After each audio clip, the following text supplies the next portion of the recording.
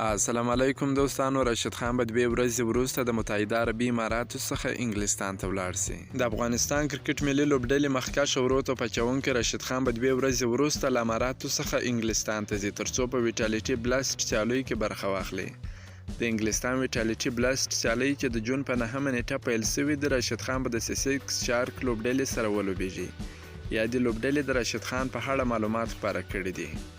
سیسیکس شارک لوبډلې په خپله ویبپاڼه کې راشد خان په اړه لیکلي دي. نوموړی به د جون په لومړۍ نیټه متحده عربي اماراتو څخه انګلستان ته ورسي. کله چې نوموړی انګلستان ته ورسیږي نو هلته به د حکومت د اصولو سره سم کرنتین سي او د کرنتین ختمېدو وروسته به بیا د ویټالیټي بلاسټ سیالۍ پاتې لوبو لپاره د سیسیکس لوبډلې سره یو ځای سي. د یادولو وړ ده چې راشد خان د پاکستان سوپر لیګ سیالیو لپاره پاتې سوی و. هغه د پاکستان سوپر لیګ سیالیو کې د لاهور قلندرز لپاره ولوبېدی. که مو دا ویډیو خوښه سوې ویډیو در سره لایک کړئ. که په دې چینل کې نوي یاست افغان خوشحال یوټیوب چینل هم در سره سبسکرایب کړئ. د نور تازه معلوماتو لپاره زموږ سره اوسئ. تر بلې ویډیو پورې د الله په امان.